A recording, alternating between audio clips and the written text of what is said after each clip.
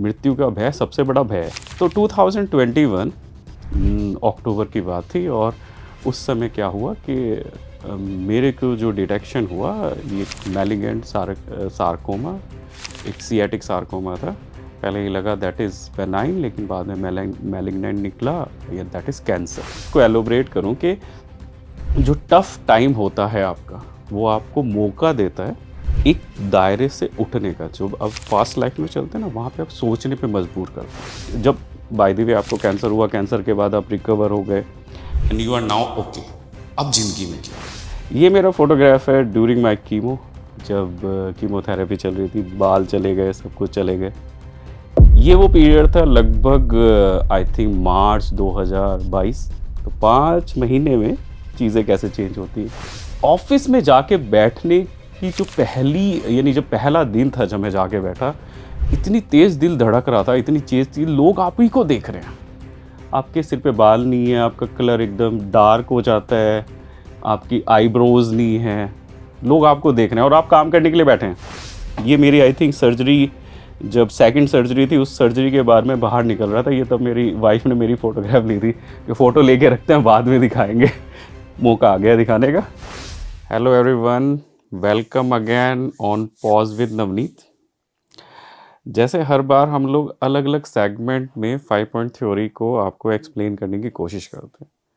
इस बार हम लोगों ने क्या किया है कि पूरा सेटअप बनाया आपको ये पूरी थ्योरी एक्सप्लेन करने के लिए।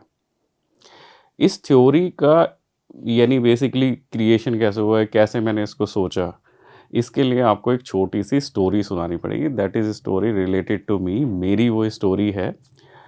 वो स्टोरी स्टार्ट होती है कि थोड़ी स्ट्रगल हुई लाइफ में, थोड़ा स्ट्रगल हुई एजुकेशन में, थोड़ा स्ट्रगल हुई जब जॉब कर रहे थे उसमें।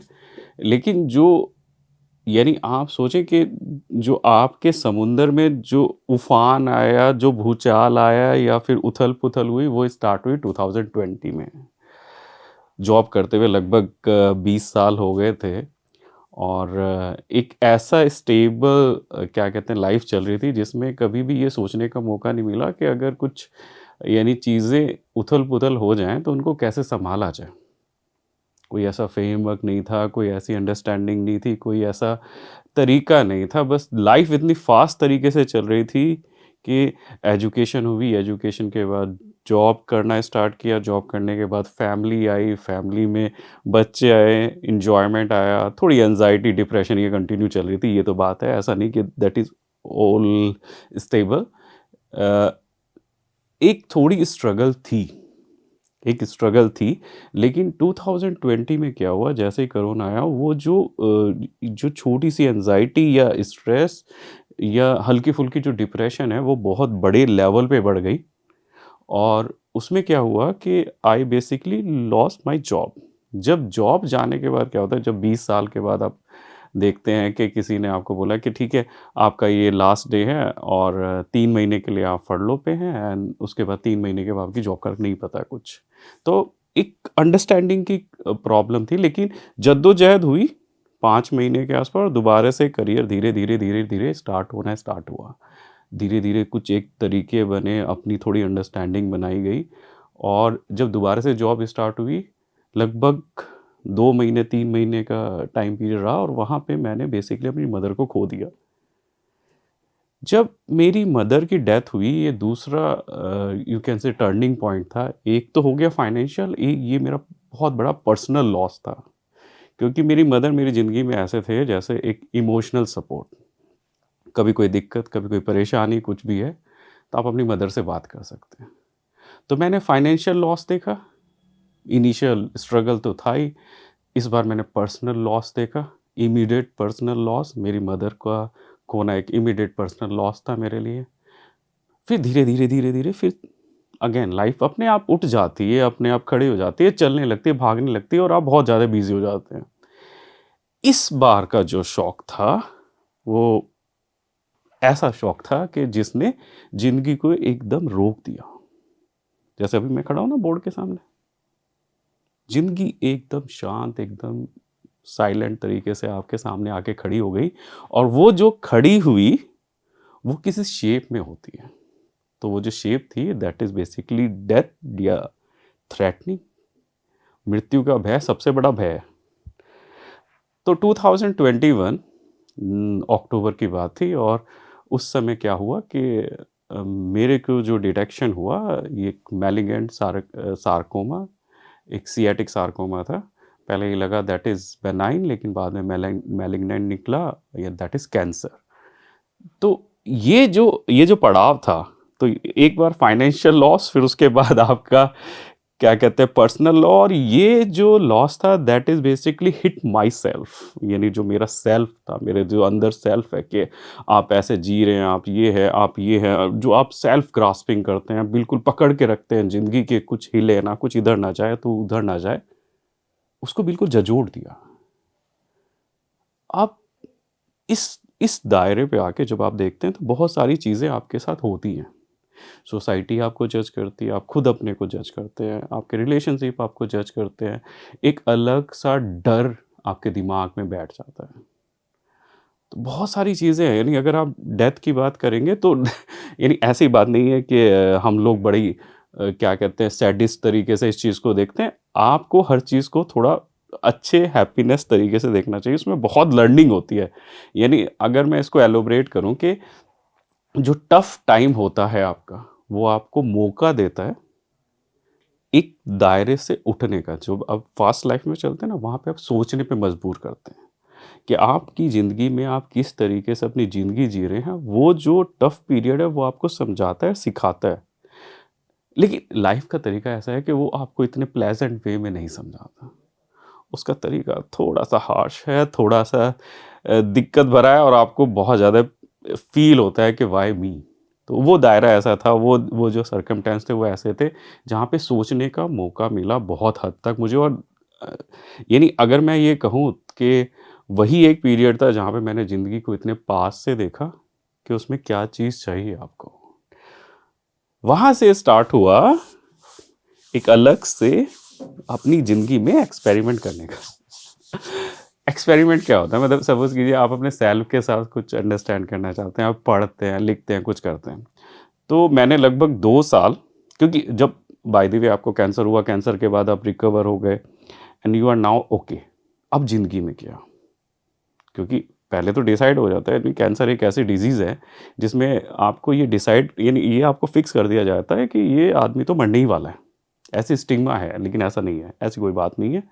कि वो जो सेंटेंस था, जो एक बार मैंने एक बुक में पढ़ा, वो बहुत बढ़िया, आई थिंक बहुत सारे लोगों को बहुत हेल्प भी करेगा, कि death and disease are not correlated.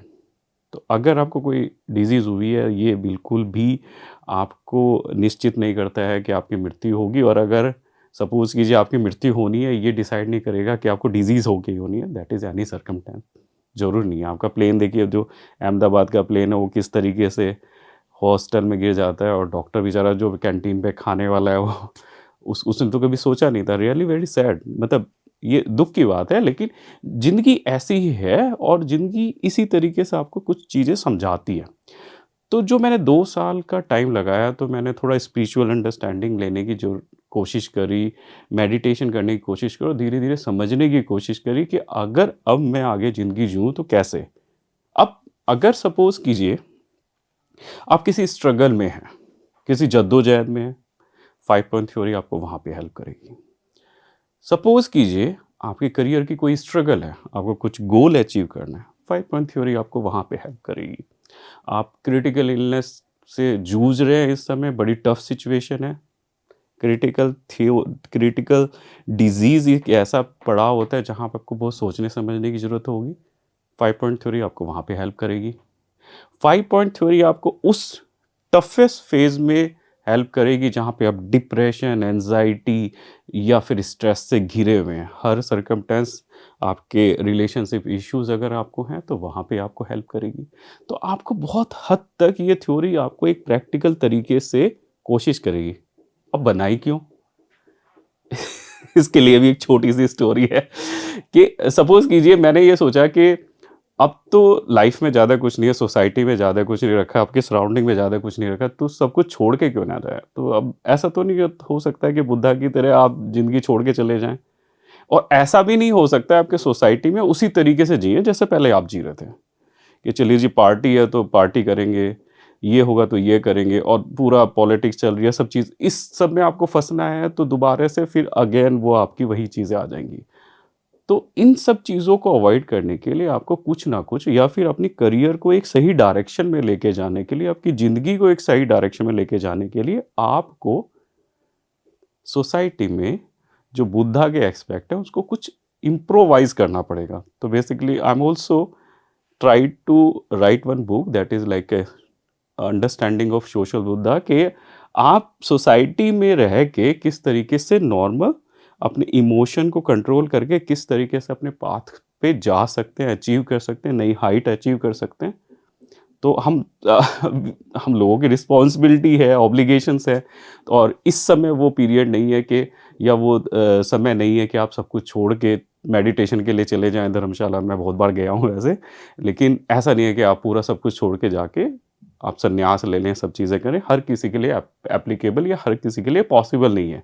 लेकिन क्यों ना सोसाइटी में रह के, अपने करंट में रह के करंट मोमेंट को जिया जाए और करंट मोमेंट में इतना स्टेबिलिटी लेके आया जाए that will also help your mental health, ताकि आप अपनी मेंटल हेल्थ पे अच्छे से काम कर सकते हैं, अपने गट पे अच्छे से काम कर सकते हैं, क्योंकि mind and gut is basically correlated. तो अपने दिमाग को आप शांत रखें, अपने गट को बेटर फूड दें और उस तरीके से अगर आप 5 पॉइंट थ्योरी को भी इम्प्रोवाइज़ करें लाइफ में, that will be a combined option कि आप अपनी ज़िंदगी को अच्छे तरीके से आगे लेके जा सकते हैं। तो शुरू करते हैं 5 पॉइंट थ्योरी। 5 पॉइंट थ्योरी है मतलब 5 पॉइंट आएँगे, अलग-अलग 5 पॉइंट इस तरीके से कि अलग-अलग स्टेप्स में आप क्या कर सकते हैं। ये मैं ही हूँ, नवनीत। तो स्टार्ट करते हैं सबसे पहले पॉइंट पे। तो सबसे पहला पॉइंट अगर ज़िंदगी में आता है कि जब भी आप किसी टफ फेज़, किसी डिप्रेशन, एंग्ज़ायटी या किसी भी इस तरीके की पड़ाव पे हैं जहाँ पे आपको सोचने समझने में कुछ प्रॉब्लम आती है और आप ये एक्सेप्ट नहीं कर पा रहे हैं कि ये किस तरीके से सर्कमस्टेंस मेरे को हो रहा है। जैसे जब टफ सिचुएशन आती है तो सबसे पहला क्वेश्चन होता है व्हाई मी? मेरे साथ ही ये सब कुछ हो रहा है। क्यों हो रहा है? किस वजह से हो रहा है? तो पहले समझना चाहते हैं सबसे पहली चीज़, क्योंकि अगर आपको इस करंट मोमेंट को एन्जॉय करना है, इस करंट मोमेंट में रहना है, तो आपको एक्सेप्ट करना पड़ेगा। अब एक्सेप्टेंस कैसे किया जाए? एक्सेप्टेंस, आप अगर एक्सेप्टेंस की बात करेंगे तो वो बेसिकली एक्टिव एक्नॉलेजमेंट है। अब एक्टिव एक्नॉलेजमेंट क्या है? तो बेसिकली आपका जो करंट मोमेंट है, जैसे सपोज़ कीजिए आज मैं यहाँ पे खड़ा हुआ पॉडकास्ट कर रहा हूँ, ये करंट मोमेंट है। इस समय अगर आप फ्यूचर की बात सोचेंगे कि मैं फ्यूचर में क्या कर रहा हूँगा या मैं पास्ट में क्या कर रहा था, मैं क्या चीज़ें देख रहा हूँ, तो वो क्या करेगा कि आपके जो करंट का जो प्लेज़र है, करंट मोमेंट का जो हैप्पीनेस है, वो धीरे-धीरे, धीरे-धीरे उसमें कुछ डिस्टॉर्शन स्टार्ट कर देगा। या फिर अगर कोई दिक्कत है और आप एक्सेप्ट नहीं कर पा रहे हैं, तो उसमें भी क्या होगा कि करंट मोमेंट में क्या होगा कि वो या तो आपके पास्ट के ग्रीव, सैडनेस इन सब को लेके आएगा या फ्यूचर के एस्पिरेशन को लेके आएगा। जैसे सपोज़ कीजिए जब भी आपको कोई डिज़ीज़ हो जाती है, तो आप सबसे पहले बोलते हैं मेरे को ही क्यों? क्योंकि आपने तो सोच के रखा था आप 60 साल के बाद क्या करेंगे, 70 साल के बाद क्या करेंगे? आपकी कितनी रिस्पॉन्सिबिलिटी है ये सब चीज़ें। अब ऐसा क्यों? तो ये जो करंट मोमेंट है, जब अगर आप करंट मोमेंट को करंट यानी अंडरस्टैंडिंग के हिसाब से जो इस मोमेंट को इसी तरीके से अगर आप एक्सेप्ट करते हैं, तो दूसरा क्या होगा, आपको सोचने के लिए नए पड़ाव मिलते हैं। लेकिन एक्सेप्टेंस ऐसे तो नहीं आती। एक्सेप्टेंस किस तरह है? एक्सेप्टेंस का एक कन्फ्यूजन भी है। अगर आप देखें तो सबसे पहले एक्सेप्टेंस में आता है एक्सेप्टेंस ऑफ सेल्फ, खुद की एक्सेप्टेंस। एक फोटो दिखाता हूँ आपको। हाँ, ये फिर मैं हूँ। मेरी फोटो बहुत हैं इसमें। तो ये मैं हूँ।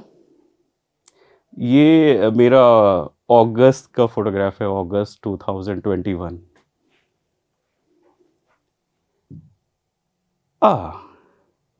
ये भी मैं हूँ। ये मेरा फोटोग्राफ है ड्यूरिंग माय कीमो, जब कीमोथेरेपी चल रही थी, बाल चले गए, सब कुछ चले गए। ये वो पीरियड था लगभग आई थिंक मार्च 2022।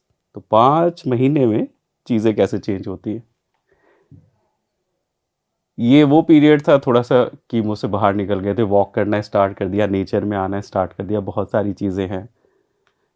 तो और फिर ये अभी का पीरियड,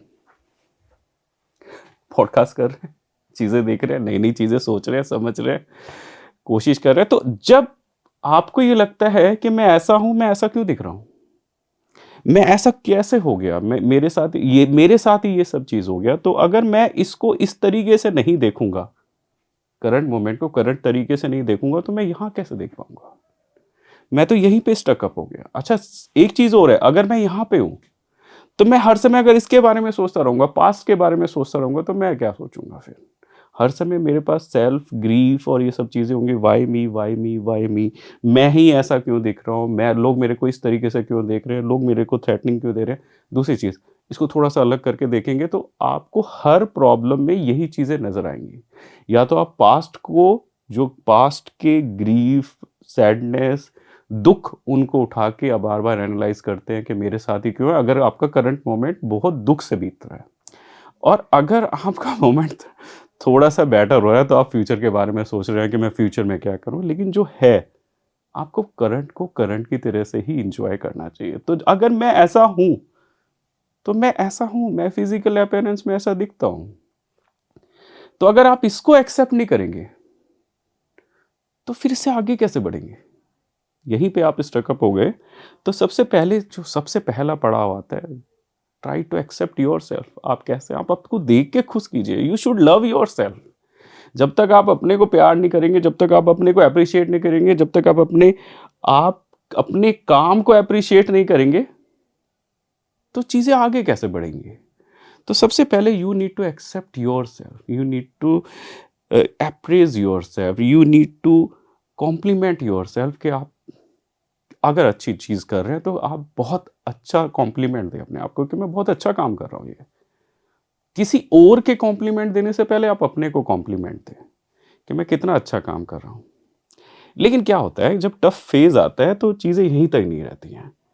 चीज़ें आती हैं एक जगह पे, जो हमारी सोसाइटी में चीज़ें चलती हैं, वो ऐसे चलती हैं, चलो अब तो कुछ नहीं किया जा सकता, एक्सेप्ट इट। अब तो हमारे हाथ में कुछ नहीं है, चलो एक्सेप्ट इट। तो ये जो एक्सेप्टेंस है, ये एक्सेप्टेंस नहीं है, दैट इज़ रेजिग्नेशन। अगर आप देखें ना, रेजिग्नेशन, तो ये बहुत पैसिव वर्ड है। मतलब आपने बिल्कुल हथियार छोड़ दिए, सब कुछ आपने बेसिकली गिव अप कर दिया ज़िंदगी में कि यही एक्सेप्टेंस है। एक्सेप्टेंस ऐसा हो ही नहीं सकता। एक्सेप्टेंस वो है जहाँ से आप दोबारा से खड़े होने का कैपेबिलिटी और थोड़ी-सी हिम्मत जुटा रहे हैं खड़े होने के लिए, वो एक्सेप्टेंस है।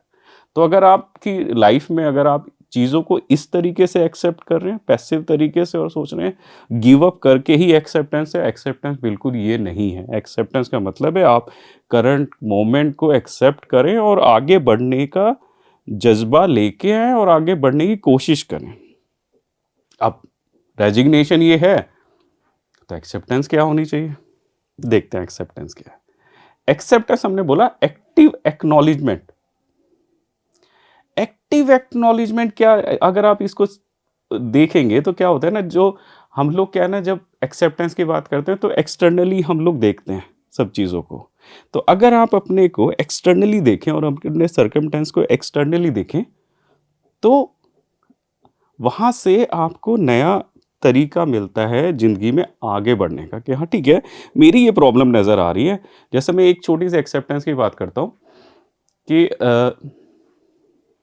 3 सिचुएशन की बात करता हूँ। जैसे ही मेरी ये हुआ कि मेरे को जैसे जॉब के लिए पता चला कि हाँ ठीक है, आपको भई अगले दिन से नहीं आना है। तो मुझे लगभग आधा घंटा लगा, और मैं जब वापस जा रहा था तो पार्किंग में अपने कलीग से मिला और मैंने बोला ठीक है भाई, कल से तो नहीं आना है, लेकिन I am very easy that time. तो आधे घंटे के बाद मुझे वो एक्सेप्टेंस आ गई, और मैंने 4 महीने तक उस एक्सेप्टेंस के साथ में आगे काम करना स्टार्ट किया। जब मैंने आगे काम करना स्टार्ट किया, तो धीरे-धीरे रास्ते खुलते चले गए। एक तरीका। दूसरी चीज़, दूसरा पड़ाव आपको जब मिलता है, जैसे सपोज़ कीजिए आपको पर्सनल, इमोशनल या पर्सनल लॉस हो जाता है, जैसे मेरी मदर का डेथ हुई, तो उसमें क्या हुआ कि आपको वो धीरे धीरे धीरे धीरे वो एक्सेप्टेंस नहीं आता है।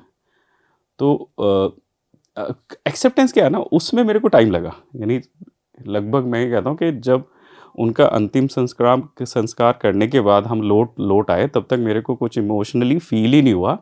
2 दिन के बाद जब मैं ऐसे ही बैठा हुआ था, एक छोटा सा इंसिडेंट है, बहुत अच्छा इंसिडेंट और बहुत प्यारा इंसिडेंट है। लोग जाते नहीं हैं, पहली बात।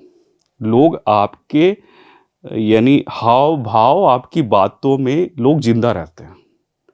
जैसे मेरी मदर जो है, जब अभी मैं सोचता हूँ ना, जैसे मेरी बेटी है ना, कभी कभी मेरे से बहुत आर्गूमेंट करना स्टार्ट कर देती है, और मैं बहुत शांति से पूछता रहता हूँ, ठीक है बेटा, सॉरी बेटा, सब चीज़ है।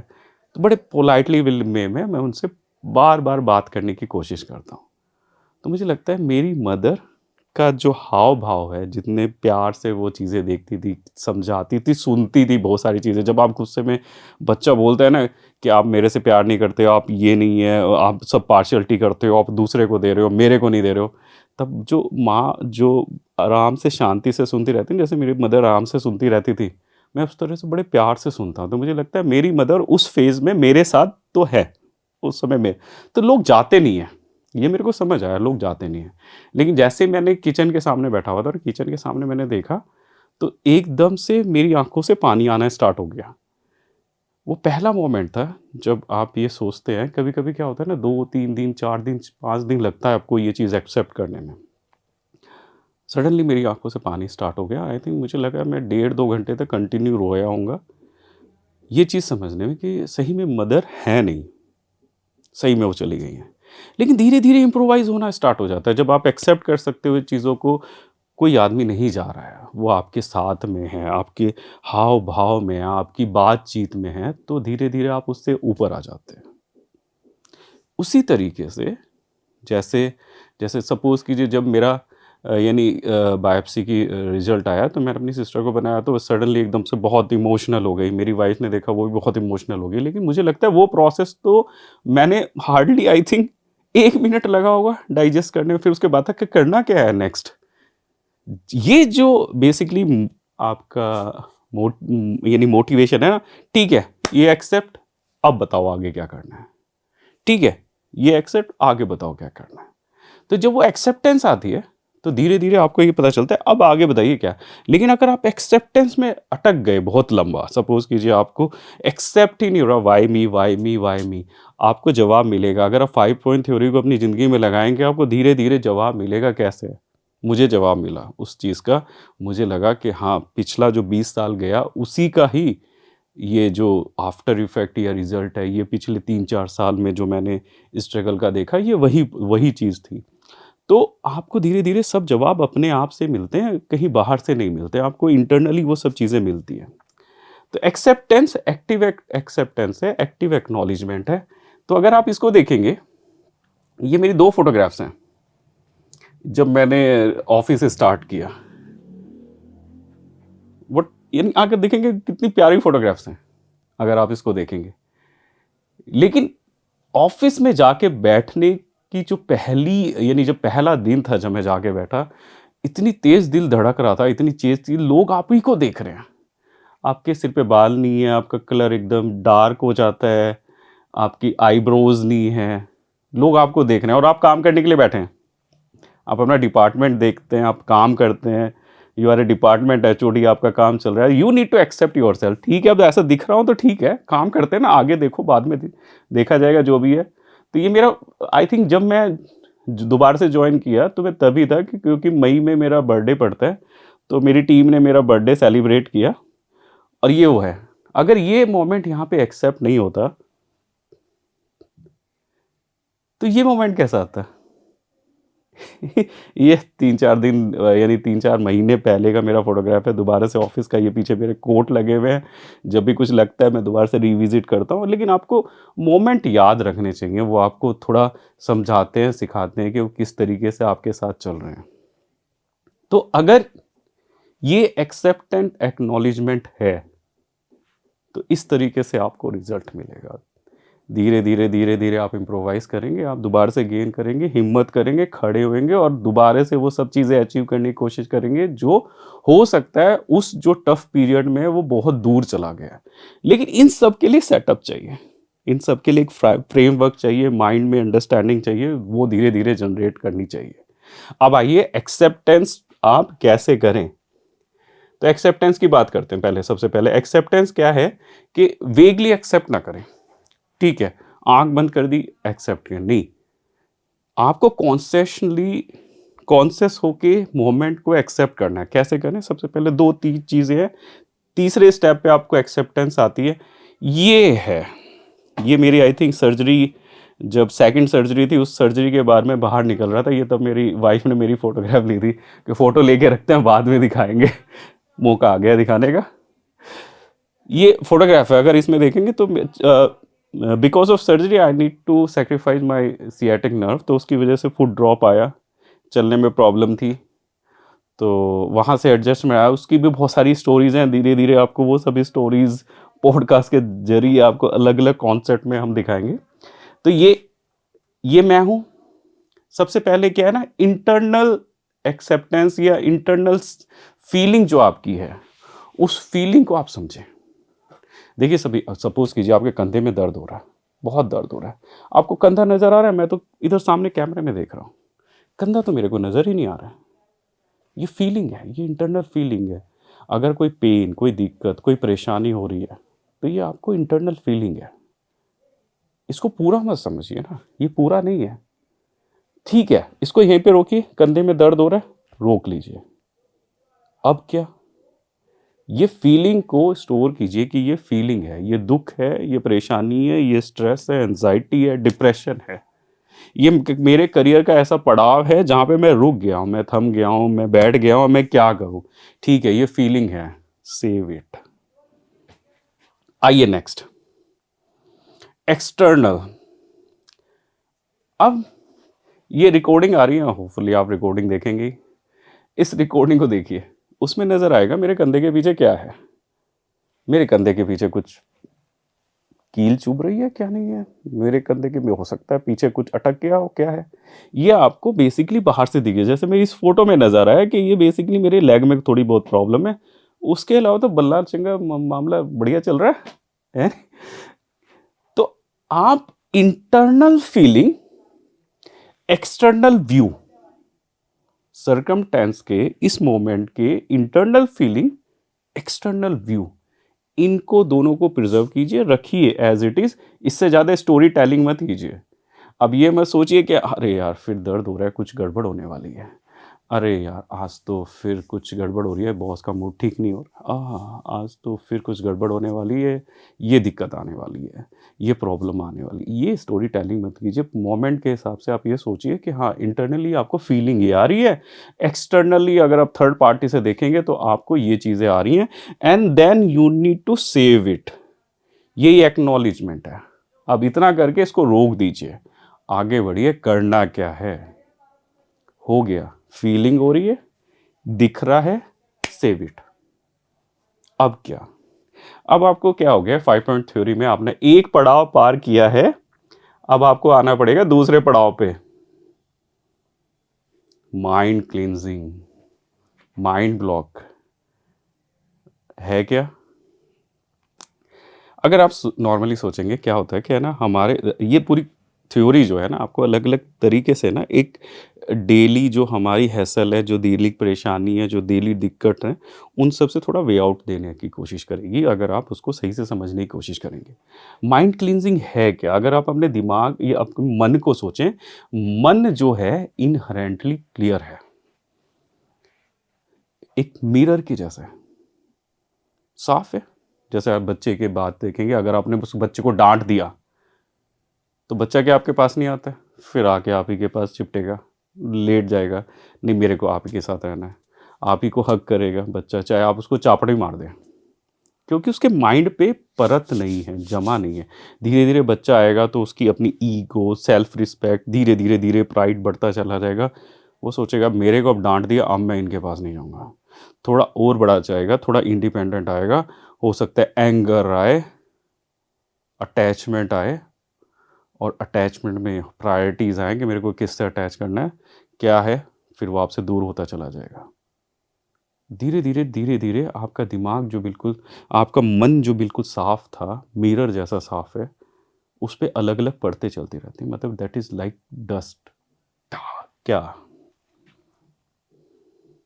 ये आपका मिरर है। अगर आप इसमें सामने देखेंगे तो जैसे एक सामने मिरर लगा हुआ है ना, मैं मैं दिखता हूँ उसमें, तो मैं साफ दिखता हूँ। लेकिन सपोज़ कीजिए उस पे ही अगर हमने एक सर्फ़ लगा दिया थोड़ा-सा दिखेगा? नहीं दिखेगा। पहला क्या है? पहला क्या है? ऐसे, ऐसे, ये अलग-अलग हम लोग डस्ट जमाते रहते हैं अपने दिमाग पे। पहला सबसे पहला क्या है? अटैचमेंट। अब क्या होता है, एक तो हम लोगों को लगता है कि ये तो मेरा अपना है, ये मेरा पराया है। इससे इसके साथ मेरे को रहना है, इसके साथ मेरे को नहीं रहना है। तो हम लोग क्या करते हैं ना, अटैच होते हैं बहुत ज़्यादा। सेल्फ ग्रास्पिंग है कि इससे मेरे को खुशी मिल रही है, इससे मेरे को खुशी नहीं मिल रही है। लेकिन अगर आप सोचें कि किसी आदमी को अगर सोचें कि किसी आदमी का अगर बाय द वे मैं हूँ, तो क्या कोई मेरे को बुरा नहीं समझेगा? डेफ़िनेटली समझेगा, क्योंकि आप इन्हेरेंटली अगर आप सोसाइटी में हैं, तो आप किसी के लिए हो सकता है अच्छे आदमी ना हो, किसी के लिए बहुत अच्छे आदमी हो। तो वो किसी के लिए बहुत आपको लगेगा कि इससे अच्छा आदमी नहीं है मेरी ज़िंदगी में, और किसी को लगेगा इससे बेकार आदमी कोई नहीं है। ऐसा ही है आपका हर सर्कमस्टेंस में होता है, चाहे ऑफ़िस हो, रिलेशनशिप्स हों या फिर आपकी सराउंडिंग है, आपको ऐसे ही लगता है। लेकिन इन्हेरेंटली अगर देखेंगे अगर आदमी को या फिर यानी इन सब सर्कमस्टेंस में, तो आपको बहुत हद तक ये सब चीज़ें नज़र आएँगी कि सब लोग एक ही जैसे हैं, कोई ज़्यादा डिफ़रेंस नहीं है। लेकिन हम उन पे पर्दे चढ़ाते रहते हैं और अटैच करते रहते हैं, इसको तो मेरे को रखना है, इसको मेरे को हटाना है। तो जैसे सपोज़ कीजिए आप किसी क्रिटिकल इलनेस में हैं, तो आपको लगेगा कि मेरे नियर डियर का क्या होगा? सबसे बड़ी प्रॉब्लम। अगर आप बेसिकली फाइनेंशियल लॉस में हैं, तो आपको लगेगा मेरे नियर डियर का क्या होगा? लेकिन अगर आप ये सोचें कि बहुत हद तक जो इस पड़ाव को या तो कहीं छूट जाता है, जिनका कुछ हो जाता है, लेकिन लाइफ़ चलती रहती है।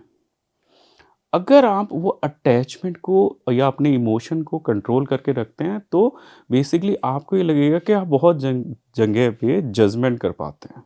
जैसे आप बिल्कुल अपने बच्चे को, जैसे क्या होता है ना आजकल बच्चों को बिल्कुल सिखा दें, समझा दें और बच्चों को दूर कर रहे हैं। आपको ये समझना पड़ेगा ये उसकी अंडरस्टैंडिंग है, धीरे, धीरे, धीरे, धीरे करके उसको खुद ये चीज़ें समझनी है, खुद सीखना है, ये उसकी ज़िंदगी है, ये उसकी अलग क्या कहते हैं लाइफ़ है, जिसमें उसके पास हर वो पड़ाव आएगा जहाँ से वो सीख सकते हैं। तो आप उनके लिए कुछ मैकेनिज़्म नहीं बना सकते हैं क्योंकि लाइफ़ बहुत ईज़ी हो जाए।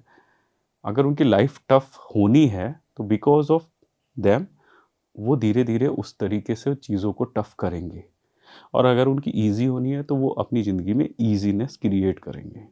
तो जब आप अटैच हो जाते हैं, तो बहुत जगह पे क्या हो जाता है कि आप रिलेशनशिप से भी दूर होते चले जाते हैं। यानी जैसे सपोज़ कीजिए आप फादर की बात करें, जैसे हम लोगों के टाइम पे जो फादर्स हैं, we are not too much attached with our fathers. बहुत दूर निकल गए हैं क्योंकि वो सिखाने की कोशिश कर रहे हैं, सुधारने की कोशिश कर रहे हैं। ऐसा नहीं कि वो गलत हैं या जो पेरेंट्स ऐसा करते हैं वो गलत है, नहीं, कोई गलत नहीं है।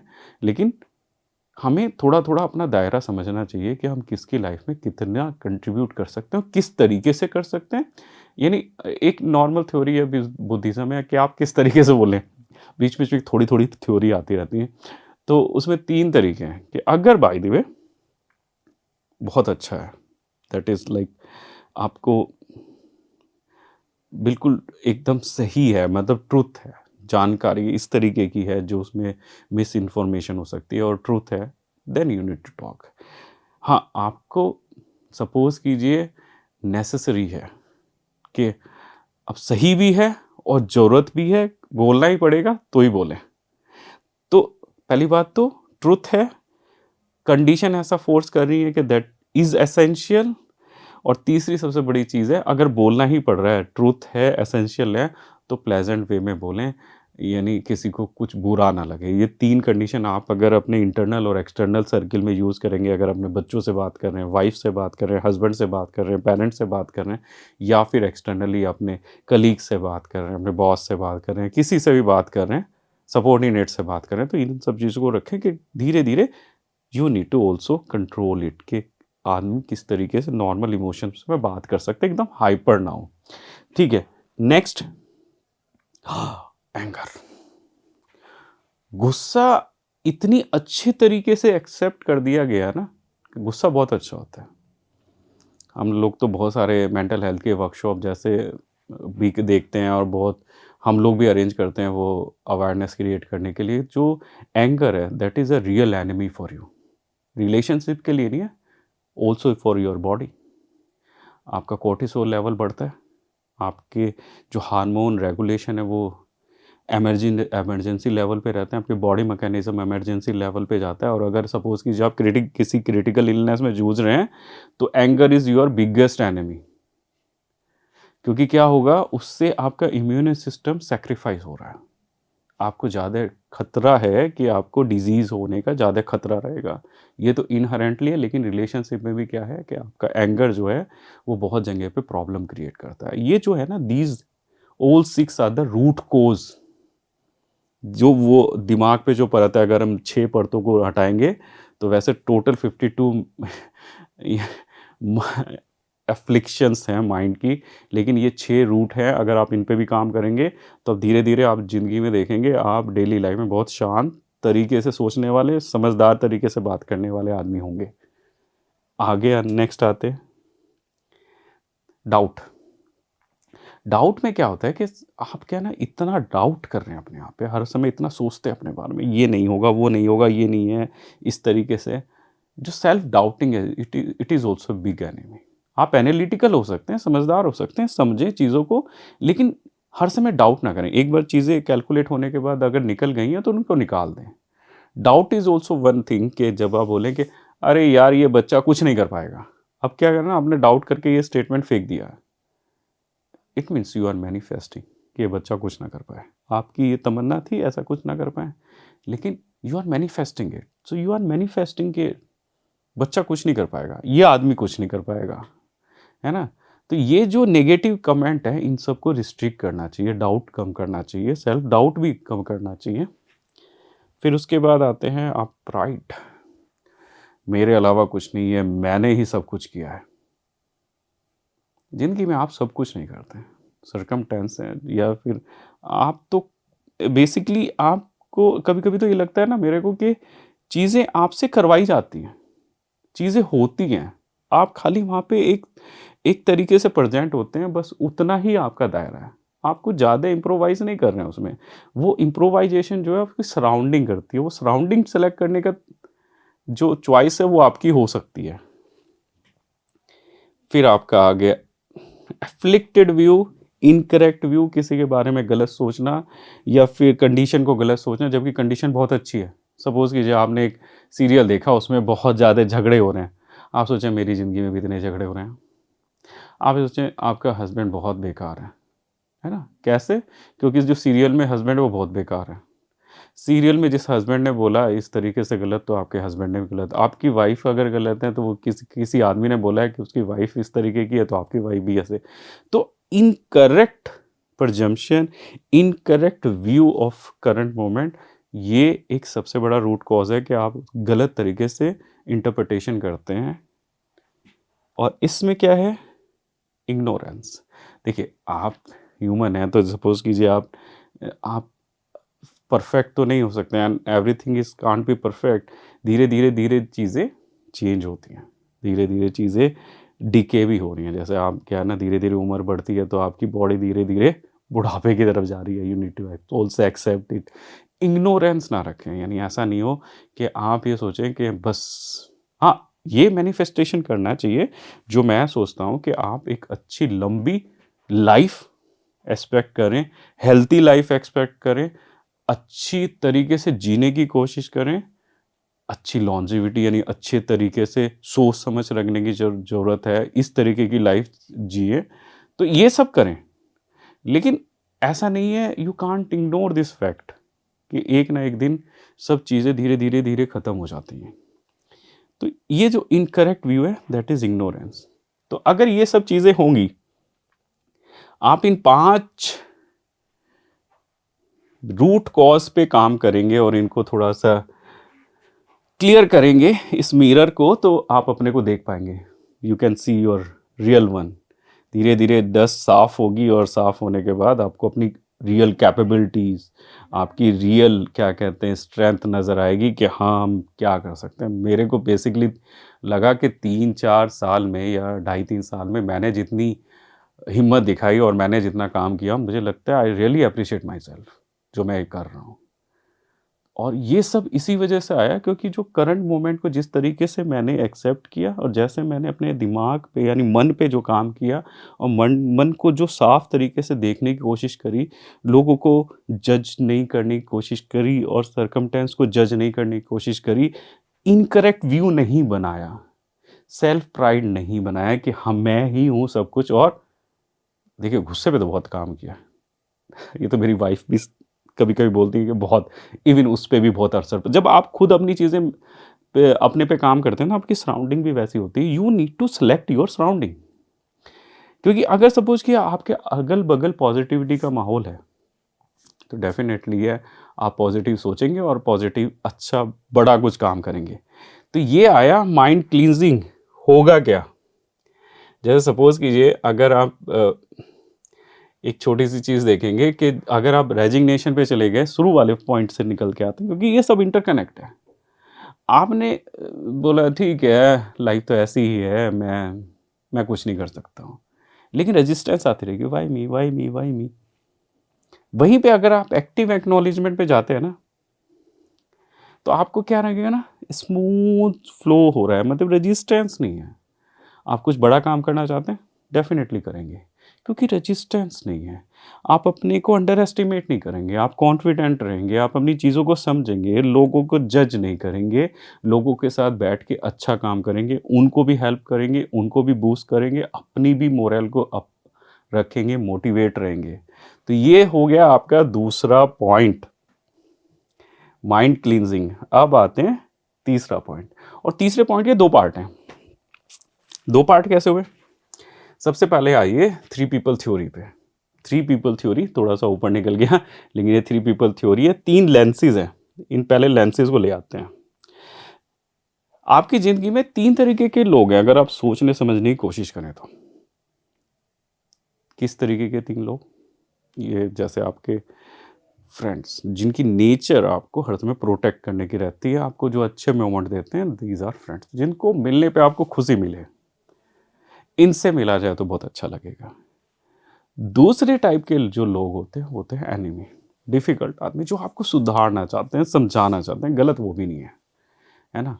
और लेकिन क्या होता है कि वो आपको थोड़ा टफ मोमेंट देते हैं तो आप बचने की कोशिश करते हो। जैसे ही आप उनको देखते हैं ना, आपके अंदर से आग निकलने लगती है, इससे ना मिलना पड़े। लेकिन है तो सराउंडिंग में, आप कुछ नहीं कर सकते हैं। तो एक तो हो गया फ्रेंड, एक हो गया एनिमी। तीसरा है स्ट्रेंजर। अब ये जो स्ट्रेंजर है, अगर आप देखें स्ट्रेंजर से आपको कुछ नहीं होता। कोई बगल में गाड़ी में जा रहा है, बगैर कोई इंसिडेंट होगी, न्यूज़ आ रही है, आप बड़े आराम से तसल्ली से इन सब चीज़ों को देख सकते हैं, क्योंकि आपको कोई इमोशनल कनेक्शन होता ही नहीं है। वहाँ पे 50 लोग मर गए, है ना? यहाँ पे ये चीज़ हो गई, यहाँ पे रोड एक्सीडेंट, थोड़ा-सा लगेगा, उसके बाद सब खत्म। वहीं अगर नियर डियर के साथ कुछ होता है, शॉक रहेगा, चलेगा। वही अगर एनिमी के साथ कुछ उल्टा-सीधा होगा, मैं ये नहीं बोलता कि यार सब लोग सोचते हैं, लेकिन थोड़ा बहुत तो हल्का-सा खुशी लगती है कि हाँ ठीक है, ट्रांसफ़र हो गया, बढ़िया हुआ। निकाल दिया तो बढ़िया हुआ। तो मतलब ये सब क्यों आ रहा है? क्योंकि आपने लोगों को 3 कैटेगरी में डाल रखा है। अब करें क्या? बिकॉज़ ज़िंदगी में जीने के लिए आपको लोग ज़रूरत हैं। मतलब आप बिना लोगों के सोसाइटी में तो नहीं रह सकते हैं। तो आपको कैसे लोगों को देखना चाहिए कि ताकि आप बहुत सारे लोगों को एक्सेप्ट कर सकें, उनके साथ रह सकें। तो सपोज़ कीजिए कोई फ्रेंड आया, तो आप उसको भी ऐसे इस तरीके से ना देखें कि एकदम से आपको उसको एकदम यूटिलाइज़ कर लेना है उस मोमेंट के साथ। हो सकता है there is also some engagement, वो आपके साथ थोड़ा परेशान हो रहा है, आपको तो मज़ा आ रहा है, उसको थोड़ा प्रॉब्लम हो रही है। तो और दूसरा क्या है, that is like a addiction, कि आप एक प्लेज़र की तरफ भागे जा रहे हो, है ना? लोग ये बोलते हैं कि चलो घूमने चलते हैं दोस्तों के साथ। फिर ऑफिस आते हैं तो फिर प्रॉब्लम आती है। तो जब आप एक्सट्रीम पे ले जाते हैं चीज़ों को ना, तो आपको मॉडरेट करने में प्रॉब्लम आती है, क्योंकि वहाँ पे ये लगता है कि अब दोबारा से जाएँ। तो वहाँ पे क्या, लेकिन सराउंडिंग में और भी लोग हैं, तो जब एनिमीज़ आते हैं, तो आप लगता है यार इनको छोड़ के भागें, इनको छोड़ के भागें इनके पास, हैं? और जब इनसे आएँगे, फिर इनके पास जाना पड़ेगा। तो हर समय इमोशन ऊपर-नीचे, ऊपर-नीचे, ऊपर-नीचे होते रहेंगे। थ्योरी क्या है कि सपोज़ करो आपके सामने कोई डिफ़िकल्ट आदमी आया, you can wear A specs stranger, वो आपसे जो बात कर रहा है, हो सकता है कि जैसे कोई न्यूज़ एंकर है जिसको आप जानते नहीं हैं, आपसे कुछ बात, जैसे मैं आपको नहीं जानता, लेकिन आपको सपोज़ करो 2 बात अच्छी लगती है, तो आप समझ लेते हैं ना क्या दिक्कत की बात है। वही अगर बाय द वे मैं ऐसा डिफ़िकल्ट आदमी हूँ जो आपकी ज़िंदगी में हूँ और आप मेरे को नापसंद करते हैं, तो मैं अगर अच्छी भी बात बोलूँगा तो आपको नहीं समझ आएगी। श्योर है। अच्छा, आपका फ्रेंड अगर बेकार चीज़ भी कर रहा है ना, तो भी आप साथ में चलते हैं। चलो शाम को पार्टी होनी है, चलें, बैठें। आपकी अलग-अलग एडिक्शन जो स्टार्ट होती हैं फ्रेंड से स्टार्ट होती है, क्या वो आप नो बोलते हैं उनको कभी? नहीं बोलते हैं। क्यों? वो फ्रेंड्स हैं। तो हो सकता है आप इन 2 चश्मों को अगर थोड़ा-थोड़ा इंटरचेंज करते लगे, जैसे सपोज़ कि टफ सिचुएशन आ गई है आज की डेट में, आपको किसी एक आदमी को देखने के बाद पूरी ज़िंदगी, पूरी यानी पूरी क्या कहते हैं, दिन ज़िंदगी तो नहीं कि पूरा दिन आपका वेस्ट जा रहा है। छोटा-सा, ये तो बहुत रिलेशनशिप में भी होता है कि सपोज़ कीजिए आपकी वाइफ़ ने कुछ बोल दिया आज सुबह-सुबह, आप लेके बैठे हुए हो, 2-4 घंटे तो गए आपके। फिर वहाँ पे ऑफ़िस में कोई डिफ़िकल्ट आदमी मिल गया, उसने कुछ आपको बोल दिया, 2 घंटे और गए। तो आपने एफ़र्ट क्या किया? 4 घंटे, 8 घंटे, 10 घंटे तो आप इन्हीं में निकाल रहे हो। जब तक आप लोगों का सॉल्यूशन नहीं निकालोगे, तब तक आप आउटपुट यानी अपने को इम्प्रोवाइज़ कैसे करोगे? आप अपना प्रोडक्शन कैसे शार्प करोगे कि हाँ, आप अच्छा काम करें, बड़ा काम सोचें, बड़ा विज़न सोचें, आप कैसे करोगे? तो you need to have a solution of people. तो हर समय कोशिश करें कि जब सपोज़ कीजिए कोई डिफ़िकल्ट सिचुएशन है और आपके सामने कोई डिफ़िकल्ट आदमी आता है, तो आपको वो लेंस को थोड़ा चेंज करके स्ट्रेंजर लगाएँ और उसकी चीज़ें समझने की कोशिश करें। हो सकता है वो सही बात कह रहा हो। अच्छा ठीक है, नहीं भी समझना है, स्ट्रेंजर लगाएँ और चुपचाप वो टाइम निकाल दें। हो सकता है रिस्पॉन्स ना करना बेटर है। बाद में नॉर्मल हो जाती हैं चीज़ें। आप जब आर्गुमेंट में फँसते हैं ना, तो आज की डेट में क्या है ना, इतनी नेगेटिविटी है लोगों के पास कि, और ना वो अपने पे इतना काम कर रहे हैं, तो वो आपसे उलझने की कोशिश करते हैं। आओ उलझें। एक स्टेटमेंट आप पे फेंकेंगे, दूसरा स्टेटमेंट आप फेंकोगे, आप उलझ जाओगे वहाँ पे। आपको जो करने के लिए आए वो करो ना। आप जो एफ़र्ट करने के लिए आए वो एफ़र्ट करो ना। आप उस आर्गुमेंट में अगर 5 मिनट उलझ गए ना, हो सकता है पूरा दिन आपका उसी में निकल जाएगा। तो पूरे दिन में जो आपको आउटपुट निकालना है वो आपको सोचना है ना। अगर आप ऑफ़िस गोइंग आदमी हैं और आप बहुत अच्छा कोशिश कर रहे हैं कि आप कुछ अच्छा अचीव करें, आप अच्छे करियर गोल हैं, तो आप उस पे ध्यान दें ना। उस आदमी पे क्यों अपने एफ़र्ट को वेस्ट कर रहे हैं आप? हो सकता है वो आदमी भी आपको अच्छी सीख देना चाह रहा है, जो आपको समझना चाहिए, और हो सकता है आपका फ्रेंड जो है आपको गलत डायरेक्शन में लेके जा रहा है, ये भी समझना चाहिए कहाँ पे आपको नो बोलना है। You should fix your term and condition कि जहाँ पे आपको नो बोलना चाहिए। अगर ज़्यादा नेगेटिविटी एनिमी से आ रही है तो वहाँ पे भी नो बोलिए, और ज़्यादा अगर बाय द ज़्यादा प्लेज़र या एडिक्शन या ये हो ना, ये सिगरेट पीना है या फिर लिकर कंज्यूम करना है या ये सब चीज़ें करना है, इन सब को भी कहीं न कहीं आपको नो बोलना चाहिए। That is also impact your health. और स्ट्रेंजर का चश्मा बार-बार करें तो जो भी लगे, इस सिचुएशन वाइज़ आप चश्मा चेंज करते हैं, लेकिन नहीं, कुछ जगह रुक जाता है मामला। अब आता है यहाँ पे दूसरी चीज़, इसका दूसरा पार्ट, ये होता है टॉक्सीमीटर। टॉक्सिकोमीटर का मतलब क्या है कि क्या है ना, इतनी नेगेटिविटी है ना, तो आप आदमी पे काम भी करेंगे ना, कहीं-कहीं ना सोच के आपको ना कुछ अंडरस्टैंडिंग चाहिए कि मैं आदमियों पे कैसे काम करूँ, क्योंकि ये इनर सर्किल में भी हो सकता है, आपकी फैमिली में बहुत सारे ऐसे लोग हों जो बहुत टॉक्सिक हैं, लेकिन आप उनको छोड़ ही नहीं सकते ना, क्या करेंगे? तो क्या करें? इंटरनल सर्किल में अगर आप बहुत ज़्यादा टॉक्सिक लोग हैं, एक्सटर्नल में तो हैं ही हैं, तो आप कैसे काम करेंगे? तो आप ऐसा देखेंगे, ये पूरी रेंज है। हर आदमी को आपको उसकी टॉक्सिक नेचर के हिसाब से नंबर देना पड़ेगा। 1, 2, 3, 4, 5, 6, 7, 8, 9, 10। नंबर देने के बाद आप इसको क्या करें, 4 ग्रेड में डाल दें। 1 से लेके 3, 4 से लेके 5, 6 से लेके 8 और 10 और 11, यानी मैक्सिमम 9 और 10। अब सोचें सबसे पहले में क्या करेंगे? ये जो पहले वाले हैं these are friend and family. आपकी वाइफ़ अगर बीच-बीच में कुछ थोड़ा बहुत बोल भी देती है ना, या आपका हस्बैंड बीच में बोल देता है, आपका फ्रेंड कुछ बोल देता है, trying not to take too much negative कि हाँ, ये बहुत ज़्यादा टॉक्सिक हो गया। हम सब टॉक्सिक हैं। इतनी तो मिनिमम रेंज है हम टॉक्सिक हैं। कहीं न कहीं तो कुछ ना चीज़ फँस रही है ना, रेजिस्टेंस है ना कहीं पे, कहीं ना आपको लगता है ना, तो आप अपने नियर डियर से ही तो शेयर करेंगे। तो वहाँ पे ये है, फैमिली एंड फ्रेंड को एक्सेप्ट करें कि हाँ, थोड़ी बहुत टॉक्सिकनेस रहेगी। लेकिन अगर बाय द वे वो 4 से लेके 5 के बीच में है, यानी वो बेसिकली आपको इम्पैक्ट कर रहा है। आप बेसिकली आपकी फैमिली से कुछ नेगेटिविटी आ रही है और that will hamper your work, that is hamper your personal goal, या पर्सनल भी ये मानिए कि आपका कुछ करियर गोल या इस तरीके के गोल को वो कर रहा है, तो आप इन फ्रेंड एंड फैमिली को थोड़ा-सा जो ज़्यादा अननोइंग है, उनको थोड़ा सोचने, समझने की कोशिश करें, थोड़ा सुनने की कोशिश करें क्या बोल रहे हैं। उन पे ना 3 पीपल थ्योरी लगा दें तुरंत। इन पे लगाएँ तुरंत। अगर बाय द वे आपकी वाइफ़ ने सुबह-सुबह 10 मिनट के लिए कुछ आर्गुमेंट है, वो कहीं न कहीं से लेके आई हैं और वो 10 मिनट में आपसे इन्वॉल्व हो गई हैं। You need to put your wife or husband in a stranger. तो मेरी वाइफ समझ जाती है कि आज ज़रूर थ्योरी लगा रहा है। अगर मैं 10 मिनट तक कुछ बोल रही हूँ ना और ये रिस्पॉन्ड नहीं कर रहा है, तो इसका मतलब है he want to pass this 10 minute. तो मुस्कुराने लगती है कि ये ज़रूर थ्योरी लगा रहा है मेरे ऊपर। तो आप ना थ्योरी लगाएँ। सपोज़ करो कोई आदमी मिल गया जो बहुत अच्छा आदमी है, लेकिन परिस्थिति ऐसी है कि वो बहुत ज़्यादा टॉक्सिक है उस समय। 10 मिनट वो अपनी भड़ास निकालना चाह रहा है, तो 10-15 मिनट उसको सुनने में कोई प्रॉब्लम नहीं है।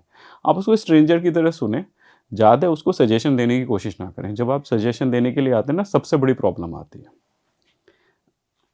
अब आ गए ये 6 से लेके 8 के बीच में। ये थोड़े टफ पीपल हैं, लेकिन अगर मैं ये बोलूँगा, ये अच्छे लोग हैं जो आपको सिखाना चाहते हैं, समझाना चाहते हैं, एक डायरेक्शन में डालना चाहते हैं। इनको आप थोड़ी एक्टिव लिसनिंग करें और जो वो बोल रहे हैं ना, उनको प्रोसेस करने की कोशिश करें, वो क्या समझाना चाह रहे हैं। हो सकता है कुछ अच्छी चीज़ समझाना चाह रहे हैं। ये ज़्यादातर लोग आपको ऑफ़िस में मिलेंगे, ज़्यादातर आपके जो सीनियर्स होंगे, सबॉर्डिनेट्स होंगे, जिनके साथ आपके आर्गुमेंट हो रहे हैं, उनको अगर आप इस तरीके से एक्टिव लिसनिंग और उनकी बातों का यानी चीज़ों को समझने की कोशिश करेंगे, तो धीरे-धीरे आपको ना वो चीज़ें समझ आएँगी कि वो किस डायरेक्शन में आपको डालना चाह रहे हैं, वो किस वजह से आपको पुश कर रहे हैं। चाहे आपके पेरेंट्स हैं, वो क्यों पुश करना चाहते हैं? वो आपको कुछ बुरा तो चाहते नहीं, लेकिन क्यों पुश करना चाह रहे हैं?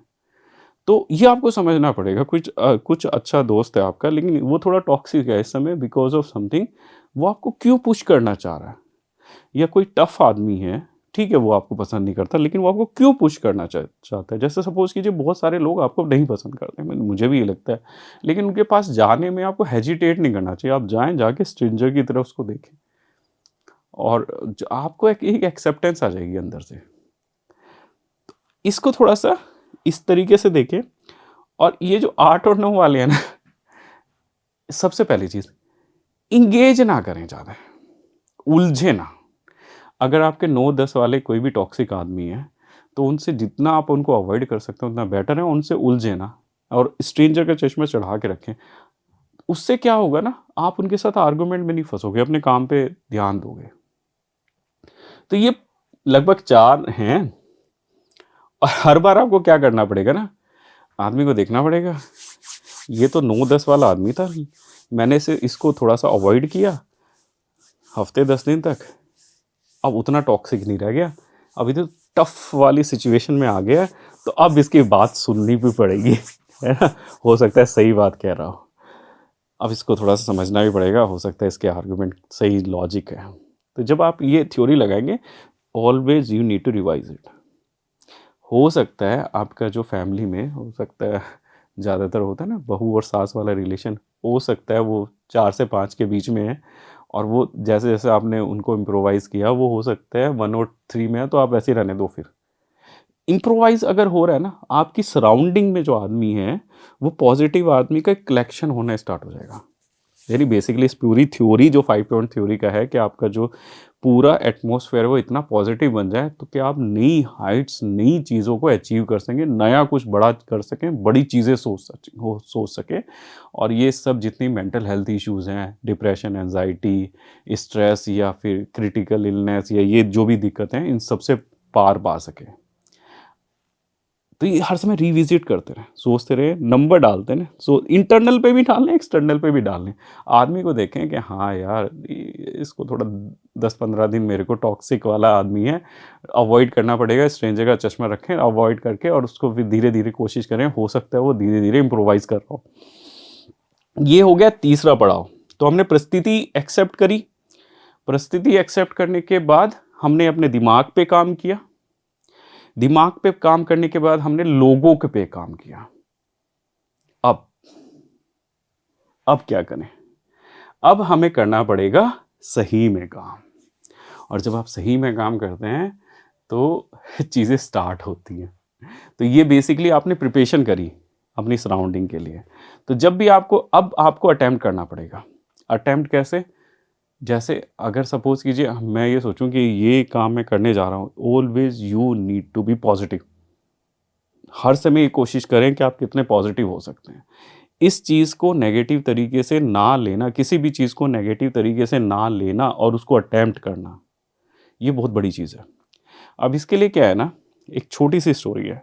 क्या हुआ कि मैंने 1.5 साल तक क्या हुआ, बिकॉज ऑफ सर्जरी, कि मेरा जो राइट लेग है उसमें क्या था, फुट ड्रॉप है, तो उसकी वजह से मैं गाड़ी नहीं चला पा रहा था। 1.5 साल तक मैंने गाड़ी नहीं चलाई। तो मैं जो कलीग्स हैं उनके साथ में ट्रैवल करता था। अब एक दिन क्या हुआ, उनके बीच में झगड़ा हो गया, थोड़ा सा हो जाता है, लेकिन आई सी दैट ए अपॉर्चुनिटी। तो मैंने उस पर 5 पॉइंट थ्योरी लगा दी, एक्सेप्ट करी कंडीशन कि मैं ऐसा हूँ, सराउंडिंग ऐसी है, मैंने लोगों को पे काम किया, थोड़ा सा अवॉइड किया थोड़ा सा सोचने की कोशिश करी। फिर तीसरा मैंने अटैम्प्ट किया। क्या किया, मैंने अपनी गाड़ी में हैंड अटैचमेंट लगाया। हैंड अटैचमेंट लगाने के बाद मैं अब जो गाड़ी ड्राइव करता हूँ मैं हाथ से ड्राइव करता हूँ। तो जो क्लच, जो ब्रेक और स्पीड है वो मेरे हाथ में रहती है। मतलब अगर आप आगे पुश करेंगे दैट इज़ ब्रेक, और अगर पीछे करेंगे स्पीड। शुरू में थोड़ी सी बहुत दिक्कत हुई, उसके बाद परफेक्ट 2 साल से गाड़ी ड्राइव कर रहा हूँ।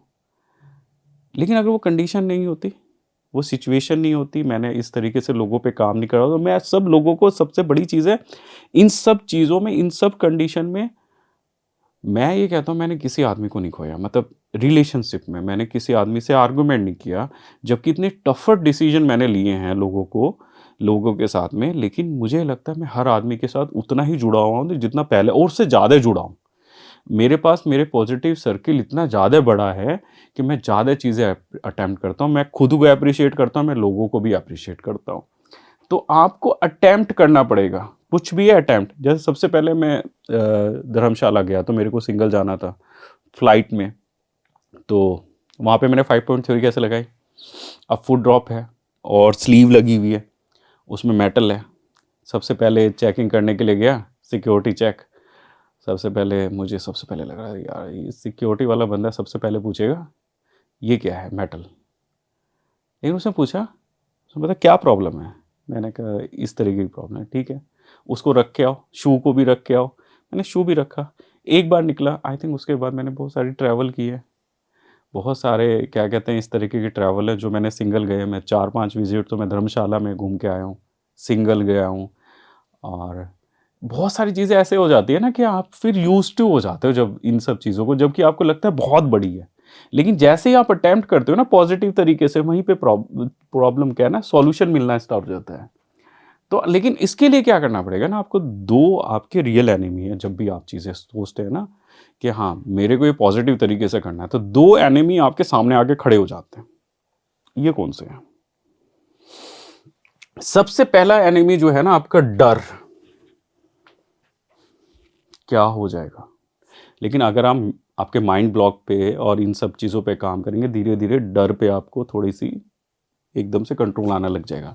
लेकिन डर क्या है, जैसे सपोज कीजिए मैं अटैम्प्ट करने गया, मैंने सोचा गाड़ी चलाना है, स्टार्ट करना है, किसी को टक्कर लग गई, किसी के ऊपर गाड़ी चढ़ गई, तो क्या होगा? हुआ तो नहीं ना, फ्यूचर है।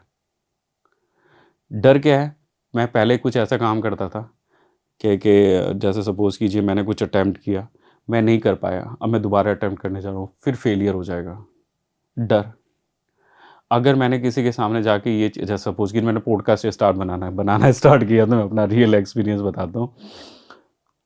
तो मेरे फ्रेंड ने सबसे पहले, यार तू ना यानी वैसे मेरा ही इज़ वेरी यानी मेरा बहुत अच्छा दोस्त है, यार तू ये ब्लू कलर क्यों नहीं छोड़ता है भाई? सारी पॉडकास्ट तो ब्लू कलर में बना। अरे यार है ही वो, तो आप आपके पास कपड़े ही ऐसे, तो आप ऐसे ही बनाओगे।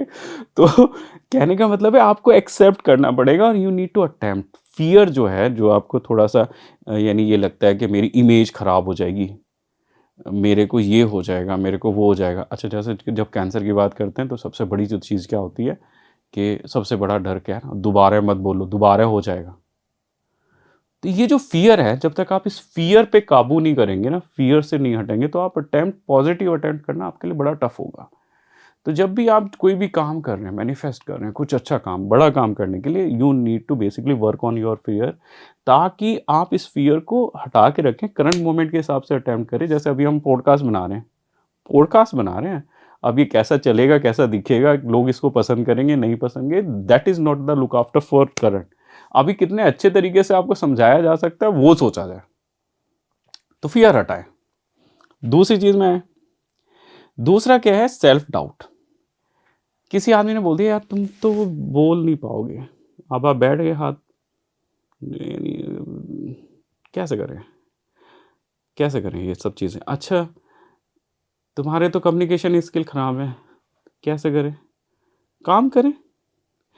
आप तो देखने में इतने अच्छे नहीं है, तो लोग आपको पसंद ही नहीं करेंगे देखना। तो पहले तो आप अपने को पसंद करें। तो जब सेल्फ डाउटिंग करते हैं किसी भी चीज़ों में, तो क्या होता है ना कि आपको ये लगता है कि ये तो मैं नहीं कर पाऊँगा। जब आप नहीं, यानी जो आप कॉन्फिडेंस लूज़ करते हैं, तो पहले अटेम्प्ट पे ही हार जाते हैं। तो अगर आपको सेल्फ डाउट करना है, तो डेफ़िनेटली आपका अटेम्प्ट पॉज़िटिव नहीं होगा। आप हर समय ये सोचते रहेंगे किस तरीके से चीज़ें गलत होंगी। तो you need to always assertive positive about the attempt, कि गाड़ी चला रहे हैं, अच्छी चलेगी। अगर जा रहे हैं, कहीं अकेले घूमने जा रहे हैं, तो अच्छी तरह जाएँगे। अगर जॉब में कुछ अटेम्प्ट कर रहे हैं, तो अच्छा ही होगा। अगर कुछ नया काम कर रहे हैं, तो कुछ अच्छा ही होगा। कुछ बड़ा काम कर रहे हैं, तो अच्छा ही होगा। क्योंकि आप कैलकुलेट करके कर रहे हो। इसको भी हाइपोथेटिकल तो नहीं है कि आपने किसी के ऊपर छोड़ दिया। आप अपने पे काम कर रहे हो, अपनी चीज़ें अचीव करने की कोशिश कर रहे हो। तो ये सब चीज़ आप ही तो कर रहे हो। यू शुड एप्रिशिएट योरसेल्फ और अच्छी चीज़ सोचें। तो अगर आप सेल्फ डाउट और फ़ियर को हटाएँ अपनी लाइफ़ में से ना, तो आपकी जो पॉज़िटिवनेस है, वो एक्स्पोनेंशियली बढ़ेगी। क्योंकि आपको ऐसा कॉन्फिडेंस जनरेट होगा आपके अंदर में, जो आपको सबसे पहले आपको कॉम्प्लीमेंट देगा और आप ही को एप्रिशिएट करेगा। तो हम आ गए चौथे पड़ाव पे। अब ये सब कर तो लें, लेकिन क्या है ना, शाम को किसी आदमी ने बोल दिया कि आप जितना कर रहे हो ना, इतना तो कुछ भी नहीं है। फलाना आदमी तो बहुत कुछ कर दिया है। फलाना आदमी ये कर दिया, अब आप बैठे हुए क्या करें? जैसे सपोज़ कीजिए जब जैसे भाई दीदी आपकी जॉब जाती है, कुछ आपके पास कोई फ्रेमवर्क नहीं है, क्या करें, आगे क्या करना है? अगर आपको नौकरी करनी है, तो आगे क्या करना है?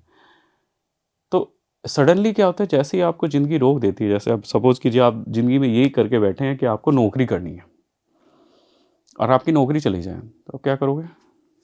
कन्फ्यूज़्ड। तो ज़िंदगी में हर समय आपका कुछ बड़ा इम्पॉसिबल, कुछ अच्छा गोल, है ना? ऐसा कुछ होना चाहिए जिससे आप एंगेज करें। तो यही है 5वां पॉइंट। तो हमने पहले पॉइंट पे एक्सेप्ट किया सब कंडीशंस को। दूसरे स्टेप में हमने अपने मन को साफ किया। तीसरे अटेम्प्ट में हमने लोगों पे काम किया, सराउंडिंग पे काम किया। चौथे में हमने अटेम्प्ट किया, जो करना ज़रूरी है। अब 5वें स्टेप पे आते हैं। 5वां स्टेप है बिग इम्पॉसिबल गोल। लेकिन इसमें थोड़ा-सा ह्यूमन एस्पेक्ट डालें कि वो किसी के लिए कुछ भला काम भी हो, कुछ अच्छा काम भी है। लेकिन आप अपना गोल जो भी है, सपोज़ कीजिए अगर आपको बहुत बड़ी मल्टीनेशनल कंपनी में बहुत बड़ी पोज़ीशन पे जाना है, दैट इज़ ऑल्सो एम।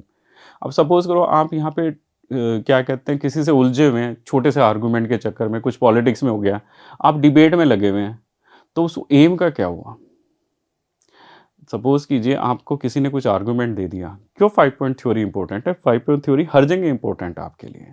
आप हर जगह अप्लाई कर सकते हैं। सपोज़ करो आपको एग्ज़ाम में बहुत अच्छे नंबर लेके आने हैं।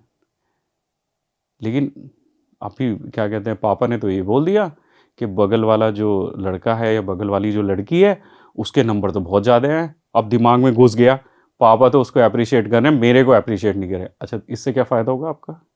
कुछ फ़ायदा नहीं होना है। आप स्टकअप हो गए, अब पापा को भी नहीं पता। अगर दोनों ने 5 पॉइंट थ्योरी लगाई होती, तो उनको ये समझने की ज़रूरत थी कि देखिए, मेरे को अच्छा अचीव करना है, इससे उस आदमी के अचीव करने से क्या फ़र्क पड़ता है? कोई आदमी ज़्यादा कमा रहा है, क्या आपके कमाने से क्या फ़र्क पड़ता है? कोई आदमी बड़ा आदमी हो गया है, उसका आपके बड़े आदमी होने से क्या फ़र्क पड़ता है? वो कोई आदमी बड़ा अचीवमेंट कर रहा है, उसके आपके अचीवमेंट से क्या फ़र्क पड़ रहा है? किसी आदमी ने अगर कुछ किया, उस वो आपके करने पे कैसे इम्पैक्ट डालता है। तो अगर आपकी ज़िंदगी में कुछ बड़ा एम है, सपोज़ कीजिए जैसे आपने कुछ बड़ा एम लेके चले, तो हो सकता है ये छोटी-छोटी चीज़ें जहाँ पे आप उलझ जाते हैं ना, आपको ये लगेगा ठीक है, इसके साथ आर्गुमेंट में लगूँगा तो मेरे बड़े वाले एम का क्या होगा? तो you should always have a big dream goal, बड़ा इम्पॉसिबल गोल होना चाहिए, कुछ अच्छा काम होना चाहिए, जो हर समय आपकी ज़िंदगी में चले। जैसे सपोज़ कीजिए क्रिटिकल इलनेस आई, डिप्रेशन है, एंग्ज़ायटी है, आगे क्या करना है? कुछ बड़ा होना चाहिए ना कि आपको आगे क्या करना है। जैसे सपोज़ कि जो मैंने सोचा बाद में, जब कैंसर फिनिश हो गया, सब कुछ हो गया, अब आगे क्या करें? नौकरी करें दोबारा से? हाँ, बिल्कुल करें, क्यों नहीं करें? नौकरी करें, अपने को अच्छे अचीवमेंट पे लेके जाएँ, अच्छा काम अचीव करें, कुछ है।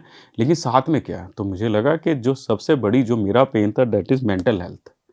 हमने जो फ्रेमवर्क बनाया, जो मैंने अपने लिए यूज़ किया, ये हो सकता है बहुत जगह पे लोगों को सूट कर सकता है। इसलिए क्या कर रहे हैं, वी आर जनरेटिंग एनवायरनमेंट्स। हम लोगों को समझाने की कोशिश कर रहे हैं, आप जितना पॉजिटिव अटेम्प्ट कर सकते हैं, इस फ्रेमवर्क को अपनी ज़िंदगी में उतार सकते हैं, उतना ही बेटर आपको रिज़ल्ट मिलेगा अपनी ज़िंदगी में। कोई ऐसी प्री कंडीशन नहीं है कि आप ज़िंदगी में कभी भी काम कर सकते हैं। आप ज़िंदगी में क्या कहते हैं 20 साल में भी काम कर सकते हैं, 30 साल में भी, 40 साल में भी, 50 साल में भी, 70 में भी, 80 में भी। क्योंकि ज़िंदगी अभी ख़त्म नहीं हुई है। जब तक ज़िंदगी ख़त्म ना हो जाए ना, जब तक डॉक्टर आपको बोल ना दें this is a dead body, तब तक ज़िंदगी है और आपको अच्छे से जीनी है। आपको अच्छी हेल्दी लाइफ़ जीनी है। तो जब तक आपके पास बड़ा एम नहीं होगा, बड़ा गोल नहीं होगा, तब तक आप क्या होगा कि आपको ये लगेगा अब इतना तो हो गया, अब मैं क्या करूँ? थोड़ा-सा टाइम पास कर लेता हूँ, थोड़ा इधर टाइम पास कर लेता हूँ, थोड़ा ये होगा। टाइम काटना बड़ा मुझे एक चीज़ का इस सेंटेंस का समझ नहीं आता, टाइम नहीं है या टाइम काटना बड़ा मुश्किल है। जब आपके पास टाइम नहीं है, तो आप अननेसेसरी डिबेट में कैसे फँस रहे हैं? अगर आपके पास टाइम ही टाइम है, इसका मतलब आपकी ज़िंदगी में कुछ करने के लिए नहीं है। You should have something. अगर आपका बेसिकली जन्म हुआ है, तो कुछ अच्छा काम करने के लिए है। You need to search yourself. अपने को समझें, अपने को जानें, समझें, अपने बारे में सोचें, किस वजह से आप इस दुनिया में हैं और आप क्या कंट्रीब्यूट कर सकते हैं किसी की लाइफ में। फिर आपको ये लगेगा कि देखिए, कोई भी चीज़ इम्पॉसिबल नहीं है। मेरे मेरे कहने का मतलब है, जब मैं ये सोचता हूँ तो मुझे ये लगता है कि जैसे आप कुछ भी काम कर सकते हैं। जैसे अगर आप सोचें, पुराने टाइम में जितने भी आपके इफ़ एंड बट और जितने भी सब चीज़ें चल रही हैं आज की डेट में, बहुत क्लैरिटी है हर जगह। उसी तरीके से क्या है ना, आपके गोल ना that can be A sky, achieving the sky also. Unlimited क्या कहते हैं क्राइटेरिया है उसका, कि आप कुछ भी चीज़ अचीव कर सकते हैं, नई चीज़ सोच सकते हैं, नई चीज़ों पे जा सकते हैं। और अगर आप नई चीज़ों पे जा सकते हैं तो हमारी तरह भी सोच सकते हैं। This is me. तो मेरे कहने का मतलब है, ये 5 पॉइंट थ्योरी जो है, अगर आप इसको अब धीरे-धीरे समझने की कोशिश करते हैं कि 5 पॉइंट थ्योरी आपको किस तरीके से हेल्प कर सकती है। 5 पॉइंट थ्योरी आपको हेल्प कर सकती है उस डिफ़िकल्ट सिचुएशन में जहाँ पे आप स्टक अप हो जा रहे हैं। जहाँ आपको ज़िंदगी अच्छे से जीनी चाहिए, वहाँ पे आप एक जगह पे कहीं फँस रहे हैं। आप फँस रहे हैं अपनी जॉब में because of mental health issue, आप फँस रहे हैं अपने रिलेशनशिप में because of some precondition या आपके प्रेज़म्पशन या आपके क्या कहते हैं इनकरेक्ट प्रेज़म्पशन या इनकरेक्ट क्राइटेरिया, जिसमें आप सोच रहे हैं, लोगों को जज कर रहे हैं, लोगों को अलग तरीके से देख रहे हैं और चीज़ों को एक्सेप्ट नहीं कर रहे हैं, लेकिन आप फँस जा रहे हैं। तो एक्सेप्ट करें चीज़ों को, मन पे काम करें, दिमाग साफ करें, चीज़ों को जैसे है वैसे सोचने की कोशिश करें, लोगों की सराउंडिंग में सोचने की कोशिश करें, लोग कैसे हैं, अपनी सराउंडिंग पे काम करें। 3 प्यूपिल थ्योरी और टॉक्सिकोमीटर लगाएं,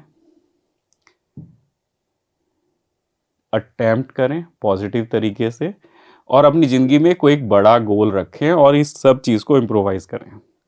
तो हम लोगों ने जब ये थ्योरी पे, यानी जब मैंने ये कोशिश करी है सोचने की कि बेसिकली ये थ्योरी मेरे को कैसे हेल्प कर सकती है, तो मुझे लगता है पिछले 2 साल 3 साल में आई एम द टेस्टिंग क्या कहते हैं पर्सन। मैंने इसको हर ज़िंदगी के हर पड़ाव पे यूज़ किया है।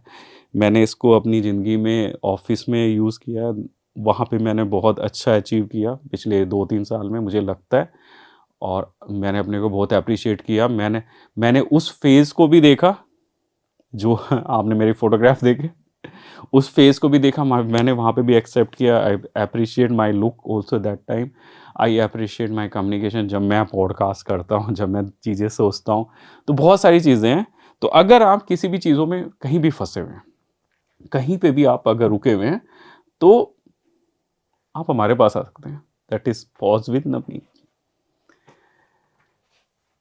ये फ़ोटोग्राफ है जब लास्ट टाइम हम घूमने के लिए गए थे, तो बड़ा अच्छा फ़ोटोग्राफ है, और वहीं से ये बेसिकली चीज़ें निकली कि क्यों ना लोगों के साथ काम किया जाए, बात करी जाए, लोगों की जो डिफ़िकल्ट मोमेंट्स हैं उन पे उनका साथ दिया जाए, समझा जाए।